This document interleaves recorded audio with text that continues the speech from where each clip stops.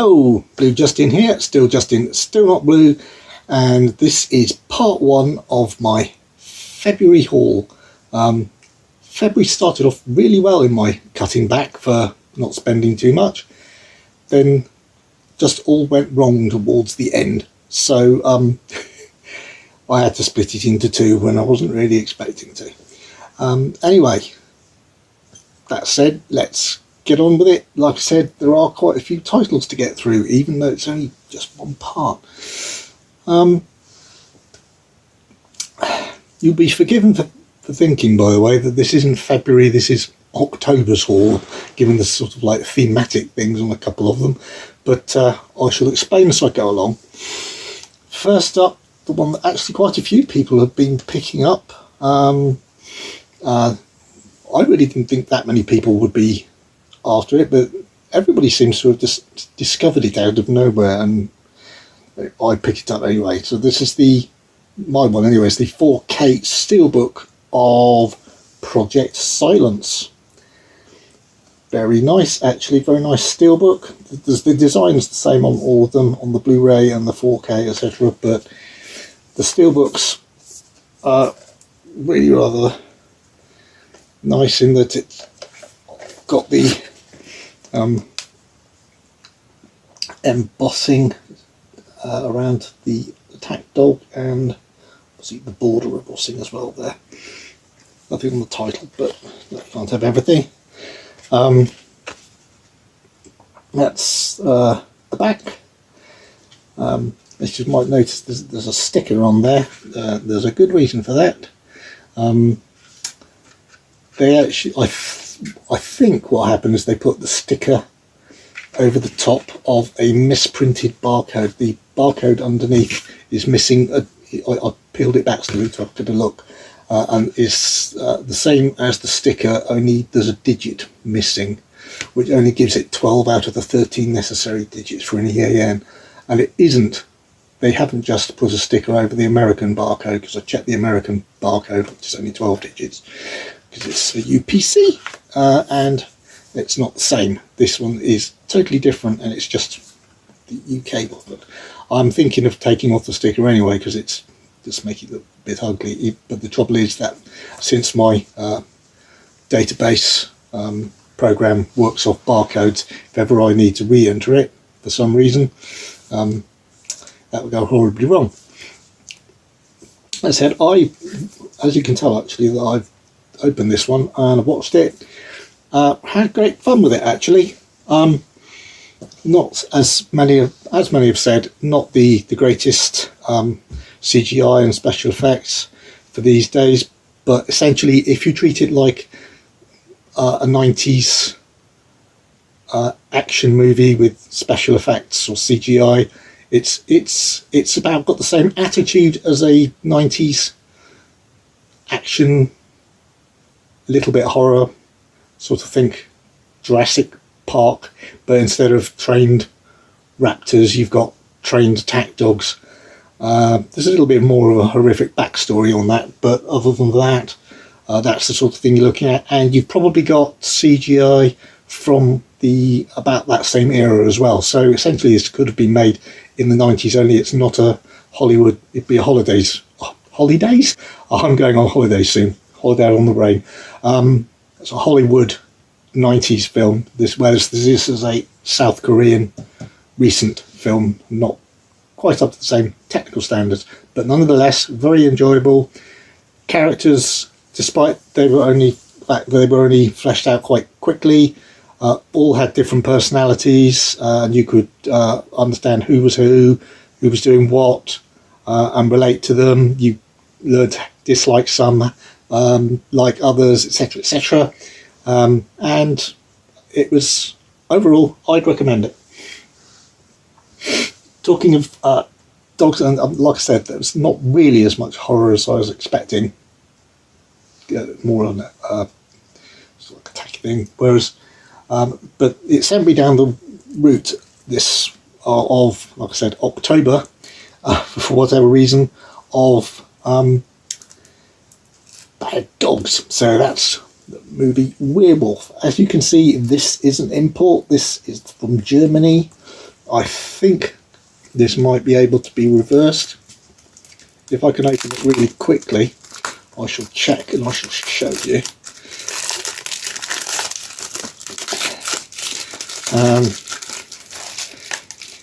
I noticed this on a couple of other people's walking around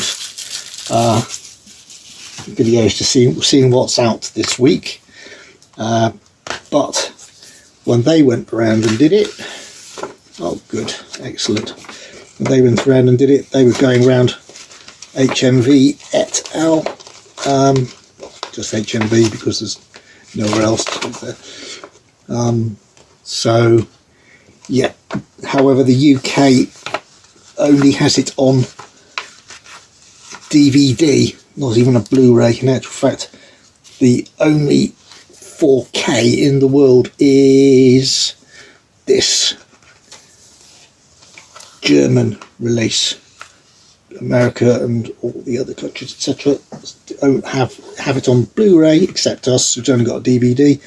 But if you want the 4K, you import from Germany, and that's how it looks, because it's got a lovely reversible cover, a Wendy cover, as they say in Germany. I haven't heard brilliant things about it, but I think it might be a little bit of fun. Next up, it's another German import. Not going to see if this one's swappable. Oh, it has. Well, it says it will be, so I will swap around at some point. This one I've heard from various reviews isn't the most logical or the best. Personally, I can see more logic to it than some can from the illogical things that they're describing. I can see more of an understanding. I don't know. I'm not going to go into the plot because I haven't watched it, so I'm going to go deep in the plot rather. But apart from, it's sort of, from what I hear, it's more a bit like a grown-up, sexy version of Megan. Yeah, I think it's more sort of like a grown-up-y type Megan, whereas instead of being a young doll, the grown-up helper doll is played, well, robot in this case, is played by Megan Fox. So there's more of a sexual aspect to it, or it turns out to be. Like I said, I've heard that it isn't particularly well done, but it wasn't that much to pay for it, and I was still interested in getting it. I'm also particularly interested, not so much now in comparing it to Megan, because I don't think they'll be that well related to each other, this being, although the idea might have come from a grown-up version of that. I'll be very much wanting to see how this compares to the more recent The Companion, which is a similarly a grown-up robot companion. And that's the case. I think it's much more supposed to be a sex companion. So yeah, I'll be interested in seeing the differences, though I do hear that by the same people who are saying that this one wasn't done particularly well, the logic, they are saying that they enjoyed Companions, so I'm particularly looking forward to that. And I still can't order the 4K from Germany because I want the Steelbook, and it's not available to buy in this country yet. So, keeping the slightly sexy theme, I thought, and going a bit more oriental now, I picked up Sex and Zen. I thought this had been out before, but maybe it got delayed, but it's certainly out now because I just got it. It's 18 rated for strong sex, sexual violence and nudity, despite the fact that when Jamie Powell picked it up in the shop, he didn't want to show the back to the camera too much because he panicked. That was only he had to panic because it was a quick look. But in actual fact, there's absolutely nothing there that in actual fact will get me into trouble. It's all covered or clothed. It's just suddenly looked like it might be on too much skin. This one is, I believe, it's banned for 400 years, screamed the original poster. It's an erotic comedy. It's based slightly on a novel, The Carnival Prayer Mat, which it tells the story of a desperate man who is convinced by his mentor that he needs to be well equipped.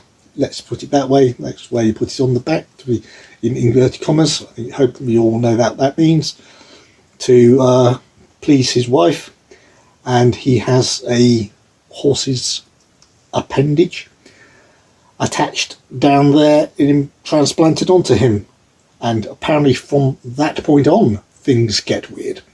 So yes, I'm looking forward to this uncut, apparently for the very first time, very daft sounding sex comedy from the Asian community. This is 95 minutes, so it's not. Oh yes, that's right. I think it's got two cuts. There's a 95-minute Cantonese version, 103-minute Mandarin version. I think on the Cantonese version, I think it's got the English dub. On the other one, it doesn't. Obviously, it does have English subtitles on both.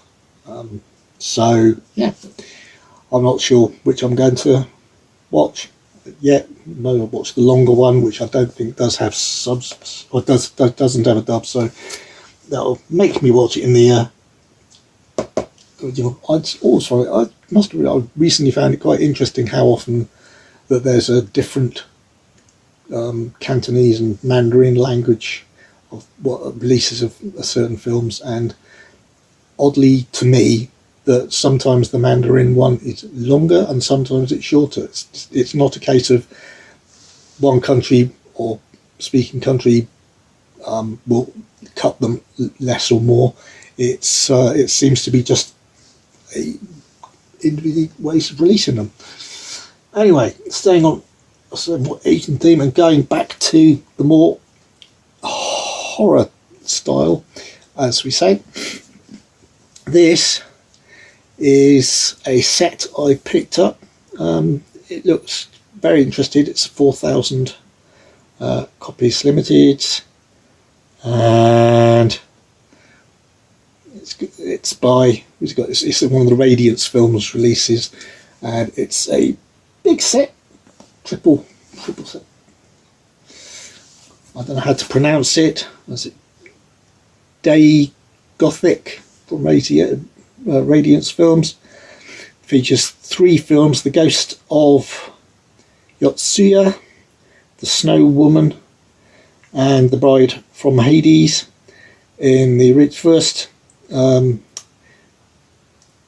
Oiwa returns from the grave as a horribly disfigured ghost to haunt her husband and his new bride.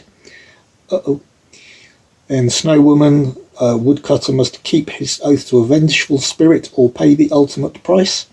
And in The Bride from Hades, a noble young samurai falls in love with a beautiful courtesan who he fails to spot is a ghost. That's actually a sort of plot line that I've seen in quite a few Hong Kong or Japanese films, Asian films, and sometimes they played as comedies and sometimes they played straight, but I think this one's definitely being played straight. It's got good extras with interviews from the filmmakers. I think it's all original language. I don't think there's any dubbing on this one. Yes, this is the Japanese, and this is Japanese, all Japanese language in Japanese mono. And they're all in separate cases, and if you are a separate case fan, I want to take them out. But also, as you can see there, this side, there's also a nice thick book. I wonder how many pages that is. It says anywhere. it's only released in Blu-ray, but it's a 4K restoration. I'm not sure, unlike quite a few 4K restorations where you can be relatively confident we'll get an actual 4K release a little while down the road, I'm not entirely sure that Radiance are going to be putting out a 4K of these and have the extra cost of production there. They do the 4K scans, which is the expensive bit. Oh, apparently it's an 80-page book with new and archival writing, plus extra ghost stories, and this set is limited to 4,000 copies. I'm not sure if it's numbered anywhere. I can't see it if it is, but that's no big deal. I'm just happy to get the set. Apparently I was reading that set was the inspiration for other Asian ghost stories, etc., which put me down the path of, yeah, this is from the second half of the month where everything went horribly wrong in the controlling my spending path. And this meant that I ended up with the erotic ghost story trilogy from 88 Films. Nice case again, with 3 different cases, though no, they're just actually called Erotic Ghost Story, Erotic Ghost Story 2 and 3. As they say, is a triple bill of paranormal perversion. They're very good at using the word perversion in Asian type films, even especially anime. I noticed they use it to cover all multitude of sins, even when it is not actually particularly perverted. It's just, say, a fetish or any sort of sexual acting out. It delivers everything you want from a Category 3 movie, that's their version X type of thing, plus more. This is the first tale is a sexy trio of a trio of sexy spirits fall for the same chap. The second, which is a directorial debut, the god of carnal desire, puts somebody on a quest for revenge after his favourite conquest. He is zapped by another godlike beings. And in the third piece, a man journeys into the afterlife only to be greeted by a very powerful woman. I won't say any more. I think Kermit might have done a little bit more, had a little bit more chance to read around the subject rather than just that one short para at the beginning. So I think he described them with more detail than that. This one says it's a trilogy like no other and hits the spirited saucy spot. It's rated 18 for more strong sex, nudity and sexual violence. The Asian films don't seem to have as much problem with mixing sexual violence with sex as maybe Western films do, but then again, that again also probably depend on the era in which it was made, and those aren't recent. As said, the previous one, the Japanese Dai Gothic, also led to, inspired or was the basis for a lot of the Chinese ghost efforts. So quickly going through them, I went back to Germany, as they say, and picked up Chinese Ghost Story, Chinese Ghost Story 2, and a Chinese Ghost Story 3. That's different movies than the erotic Ghost Story. So I can't really go into detailed descriptions because being as they're in German, obviously, I can't even read you any descriptions without having to print something out. So, yeah. However, again, following the same sort of pattern, I'm really interested in seeing what sort of themes we've got running through them.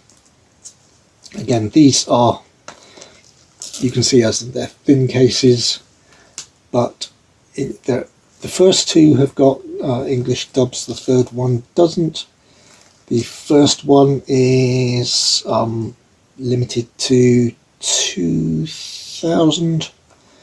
I don't know why they've changed it. The second one's limited to 3,000, and the third one's again limited to 2,000 again. So all over the place. They've all obviously got English subtitles, and German being as obviously, otherwise they wouldn't sell them in Germany, that wouldn't go down so well. And reversible covers, so I will be getting rid of, or turning them around so that's not displayed. So yeah, they're all about 96 to 109 minutes long, so not too long, and they are region free. And staying a bit more now, moving up to a little bit more modern and Western. This is a brand new release, which I'm very much looking forward to seeing. I've bought this before, and I still confess I've not got round.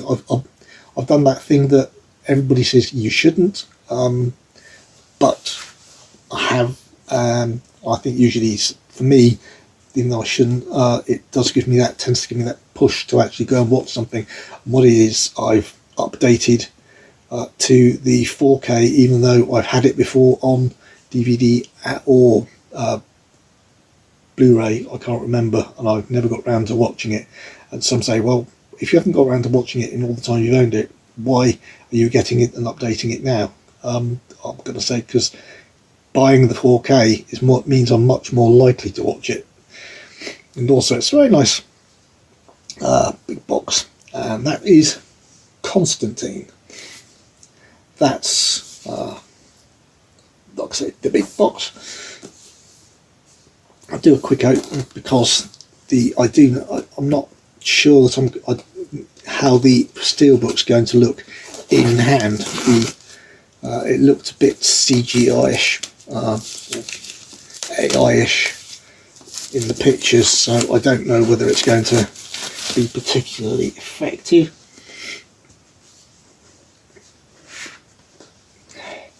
However, let's have a quick look, shall we? Yeah, the artwork itself is quite basic, but considering what I was saying about the effort going into the shapes, I will admit they've certainly done that. This is the front cover, and it's a matte finish. That's the back.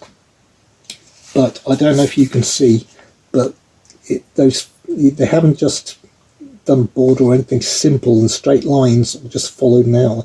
They have done each of the flames coming out from behind him in hell, because Constantine has been to hell and back. Is debossed. What's really nice and surprising actually is that even on the back, all those flames as well, these are also debossed, as is the symbol. That is quite impressive actually. I must say, I'm not going to do a full what's anything, but there are all sorts of goodies with postcards, poster, etc., all in. Oh, get back in.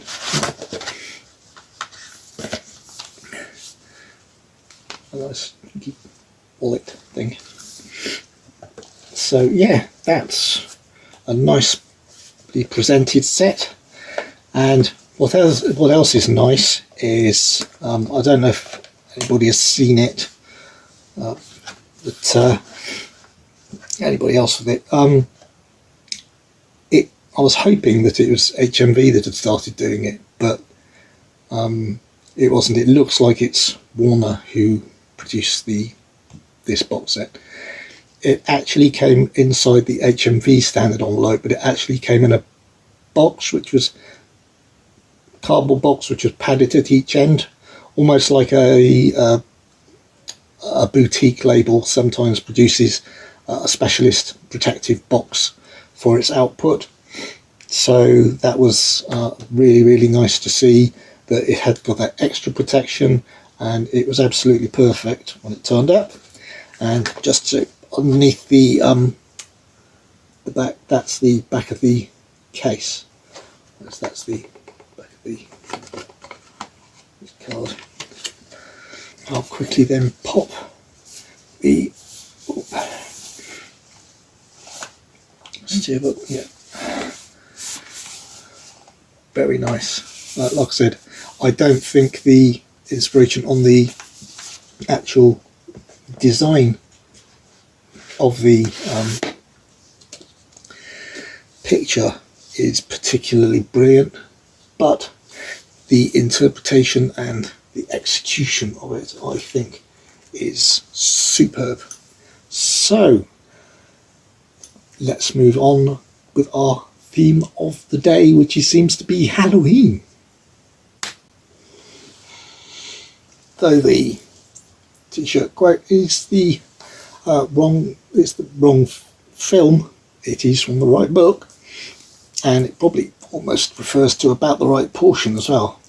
This is, of course, as I'm sure you'd expect me to pick up, the 4K of Last Voyage of the Demeter. I keep on calling it Demeter because I kept on thinking that was right, but I've looked it up and everybody else is getting it right except me. It is Demeter. So, yep, I think the film is very, very good. I'm upgrading from my German Blu-ray. I think it's going to be a worthy upgrade, even though I don't have an OLED, which is a shame, but I think the deeper blacks for the downstairs under deck sequences are really going to help, and nighttime sequences. They're going to be it's going to aid the feel. I thought the Blu-ray quality, actually the German Blu-ray, is actually very, very good. It had multiple, I don't know whether this is going to have the same, but it had the commentaries in different languages and the subtitles for the commentaries in different languages as well. And things. So I don't know whether or not that's been followed through, especially since this is a British release. It's Dazzler Media, and they're not, I mean, obviously they borrowed the bonus features from elsewhere with the deleted scenes and the alternate opening, whatnot. I have watched all the deleted scenes. I haven't listened to the commentary yet, but it is very interesting listening to watching the deleted scenes with the comments from filmmakers as to why they did what they did, etc., etc.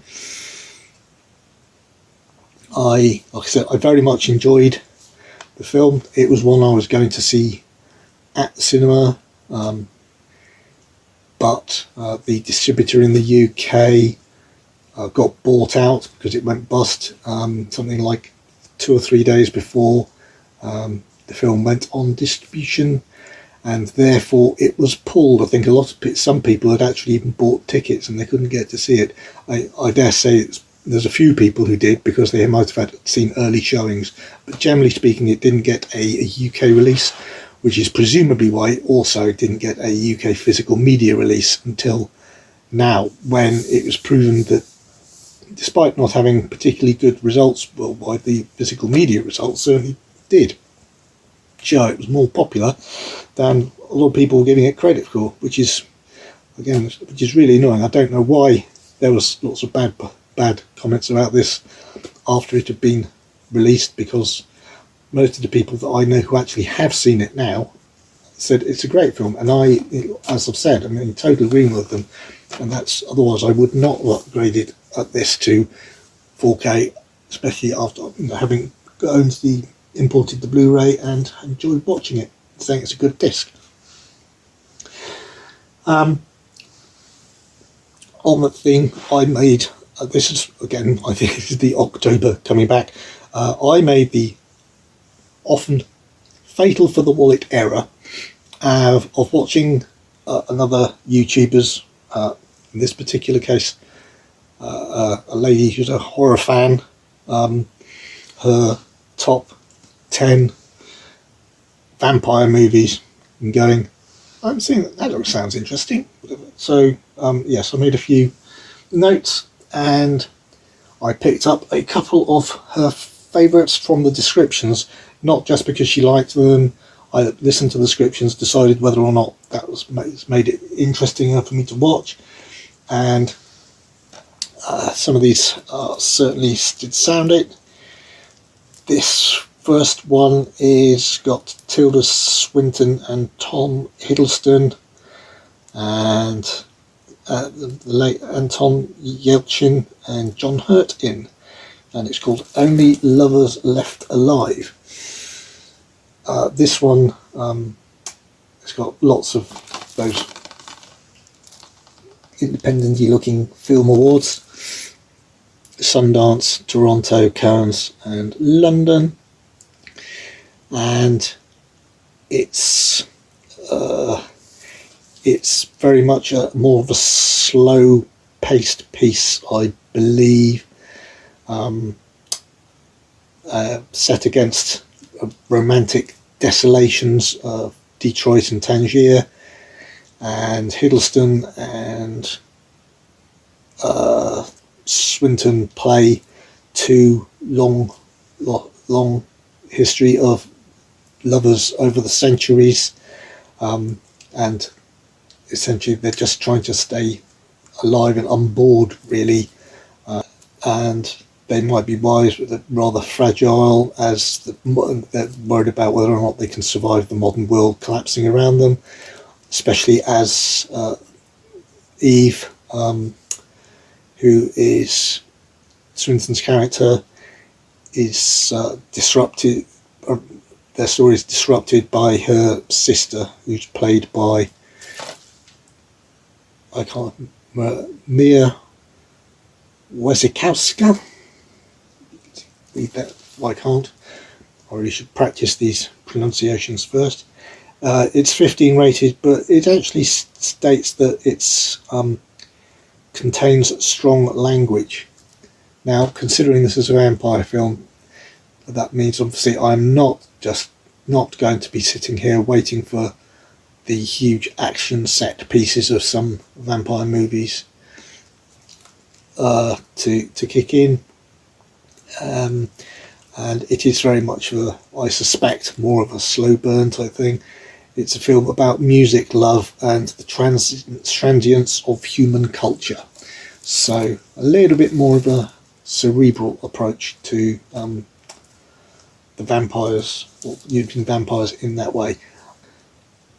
I'm wondering whether it's more along the pace of the vampire movie with David Bowie in, which I cannot remember the name of, and I'll have to quickly put up here, because otherwise I should be sat around for ages.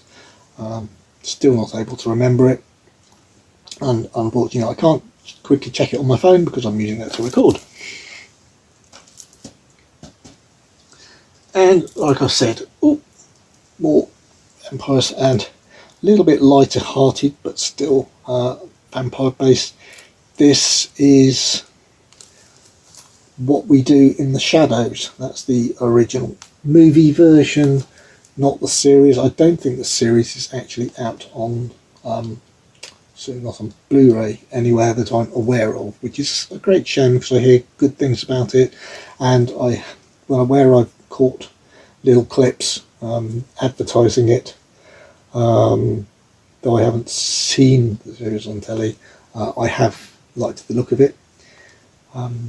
Again, we've got this one does have strong violence in, though I think it's more of a comedy type approach. This one is three vampires living together, struggling to cope with modern life, from doing housework, trying to get into nightclubs. They're perfectly normal except for immortality, fangs, and a thirst for human blood. And when their 8,000-year-old housemate turns 20-something Nick into a vampire, the guy's got to guide him through his into his newfound eternal life, and in return they are forced to learn a thing or two about modern life themselves. So yes, that sounds like good fun. It's got some deleted scenes. It's got making all behind the shadows, promo videos, extras, and the original short film. The next one is very intriguing. Not one I realised was a vampire movie until it came up on this YouTube video, and that is A Girl Walks Home Alone at Night. This is not an English language film. I forget. Yes, it's the language in it is Farsi. This one is fresh take on the genre. It's set in an Iranian ghost town, home to prostitutes, junkies, pimps, and other sordid souls, which reeks of death and hopelessness, where a lonely vampire is stalking the town's most unsavoury inhabitants. But when boy meets girl, an unusual love story begins to blossom. So again, a new and different sort of take on the vampire mythology. And though it's I think it's a female vampire who might be killing off male scumbags, it's not done that way. It's not done as a pro, like it might be if it was a Hollywood movie. And again, obviously a very different approach is going to be taken, being as it's sort of like Iranian based, though it does nicely have deleted scenes, documentary and trailers, and it's like meeting the cast, etc. Gorgeously shot, visually stunning. There we go. So yeah, that was 18. It just says, doesn't tell me why it is. It's suitable for adults. We got only a nice sensible runtime of 101 minutes, and it is black and white, though I don't think it's black and white because it's really, really old. I think it's just made that way, as they say. I'll see if I can quickly put the year up here. Here's one, and finally, as I say, is one that I didn't pick up because of that video, but does follow thematically, and this one is absolutely huge, and I saw it come back into stock. I thought I'd missed it, but I hadn't, and once I saw Caroline Munro doing unboxing her free copy from Hammer, I couldn't resist when I saw it actually available again, and that is Captain Kronos Vampire Hunter. I hear the restoration is absolutely excellent. Hammer being very proud about it on the front. Yeah, nice and shiny. I will just quickly do an open, but I'm not going to go into huge detail because I'm aware of the amount of time that's running already.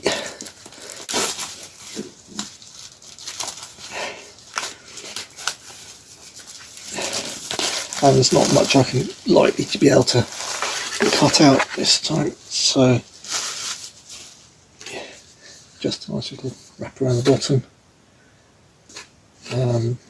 Yeah, 15 rated, that's about it. No, again, no explanation. 4K inside. That's the very nicely made box with its nice shiny reflective hammer. And that's on the side that isn't reflective, but that is just with its Captain Kronos Vampire Hunter and the H Hammer logo at the top there. Inside there's a totally big separate box, no steelbook, but that's the front of the main box. That's the back. One could say it's either way around, to be perfectly honest. That's the way it goes in, so normally you'd say that will be the front. I gotta say that they're different takes on the same, different film posters. Inside you've got so much stuff.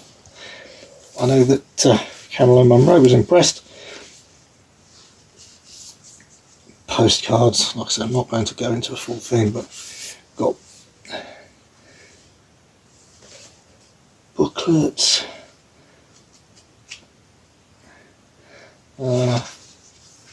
about the movie. Very nice. And this one is the story in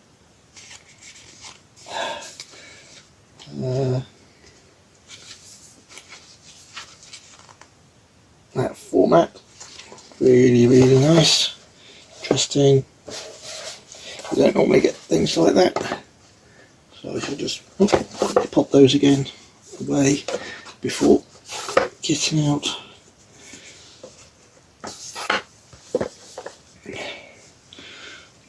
This is the and that's the poster. And finally you've got your full fold out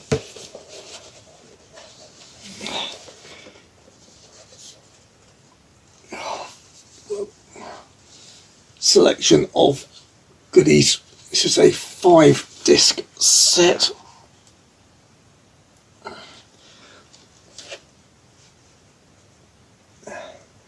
As you can see, I think you've got different artwork on all 5 discs, because you've got the 4K with the widescreen UK theatrical and the full screen 1.37 as filmed version, and then you've got the widescreen 1.85:1 US theatrical, and then you've got the widescreen 1.66:1 again, which is UK theatrical Blu-ray, because those two are 4K, and then you've got the same again, the US 1.85:1 theatrical Blu-ray, and the final disc up at this end is a Blu-ray extras disc. So yes, I don't think you can get much better than that. I mean, that's one hell of a set, and I know that a lot of people are extremely impressed by it. I can't remember how much was it? It was a recommended retail of 50 quid. So if you're able to get an HMV code, then that's down to £40 for something like that, and that's pretty special. I know that a lot of fans have been saying they're hoping that Hammer will do more sets like this on some of their output, some of their films. So yeah, that is putting the poster quickly back on top before he forgets. So yeah, that is part 1 of my February haul, and as you can see, I seem to go down the horror route more than anything else. It just was more of a coincidence. It just started off, one thing just led to another, and I happened to watch, like I said, I watched that video, and then I got inspired by the fact that the Japanese ghost stories inspired the Chinese ghost stories, which were then also part of the erotic Chinese ghost stories, and I ended up with all of them because I spent too much money. But I'm recovering well, so I just can't buy too much for the first half of March. So you wish me luck. Okay, thank you very much for watching. If you liked it, please hit the like button. It really helps the channel. Please hit the subscribe button if you haven't, and please leave comments down below. That also really helps the channel, and I will get reply to any of those comments that you leave, as I always do. I do really appreciate any interaction, and always read and listen and feedback, like I said. In the meantime, before part 2, which will be coming very soon, I wish that you please keep on enjoying all your movies, physical media, and keep on watching your favourites, heading down to the cinema, supporting that, etc. as needed. By then, to keep going, and see you next time. Bye.